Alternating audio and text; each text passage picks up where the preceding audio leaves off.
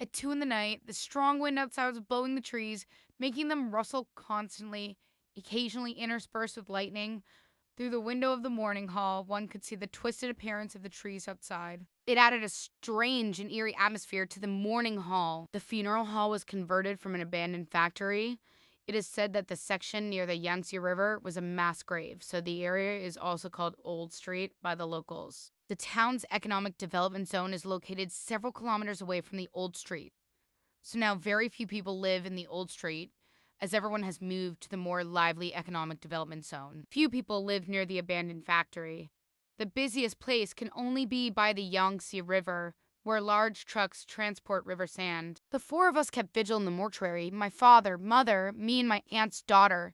The two cousins had gone to sleep in the car. To be honest, although she is my own grandmother, my father, mother, and sister are all sleeping on the sofa, and I'm alone playing with my phone. During menstruation, one cannot touch incense or paper money, nor can they approach a Taoist priest performing rituals.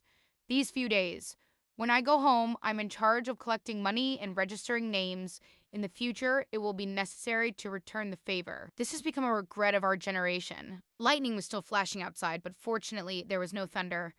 Otherwise, someone like me who is afraid of thunder would not be able to stand this atmosphere. As long as the incense and candles in front of the grandmother's coffin do not go out, and the Buddhist incense in front of the Taoist altar beside it also remains lit, that's all. A silent Roswebo dozing off when suddenly I heard some noise near the flower basket.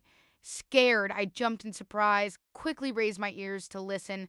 When I checked my phone, it was already 3 a.m., the time when the yin energy is strongest. I carefully observed everything around me and heard some noises. When I turned to the flower basket, I found that it was a stray cat looking for food. I was so scared I broke out in a cold sweat. My father also woke up upon hearing the noise. I told my father, there is a hare. My father picked up a soda bottle cap by the roadside and threw it at the cat. I asked, still not understanding why he was hitting it, since it had just come to look for food. My father said to me in a very angry tone, do you know anything? I wanted to ask more questions, but my father said it's not good for anyone to talk about ghosts and monsters in the funeral hall at such a late hour. You should know the rules. I made a face and decided to ask again tomorrow. Father had woken up, burning incense and lighting candles. I was drowsily dozing off, about to fall asleep, when I suddenly saw a dark shadow by the table standing next to the candle. As soon as I saw it, I immediately lost all desire to sleep, and tears flowed down my face. I told my father what I had seen, and my father said, don't speak nonsense, you're exaggerating again. I really didn't deceive you. I did truly see a black object with a slight shadow standing next to the candle. My mother and sister also woke up, so I told them about this matter. They all say my eyes are playing tricks on me, that there's nothing there. Maybe I was scared? I'm thinking quietly by myself, wondering whether there's really something or if I just saw it wrong. I tried dozing off a few times, then glanced absent-mindedly, but never saw anything again. I shifted my body and looked toward the coffin and saw the black silk on the portrait of my grandmother on the coffin, which was exactly the same as what I had seen just before. I was stunned at the time, but I realized it wasn't appropriate to talk about such things at night, so I held back until around 6 o'clock when other relatives also arrived. I clearly told my father that I saw a shadow like black silk standing next to the candle. At this moment, the father silently said, do you understand why I hit the cat yesterday? I asked, bewildered, why? Do you know what the consequences would be if a cat jumped on your grandmother's coffin or even onto it? I was stunned. I had read before that in novels it said that if a cat jumps on a coffin, a corpse will come back to life.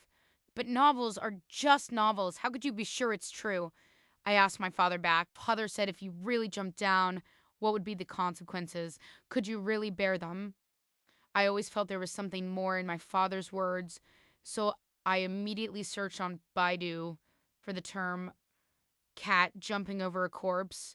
It said that after a person dies, if the body is placed in a family hall or a mourning hall, as long as a cat approaches the corpse, it will have an effect on the body. If a cat jumps over a coffin or something similar, the body inside will get up and look for relatives to hold on to. If the coffin had been jumped on by a cat yesterday, who knows what might have happened?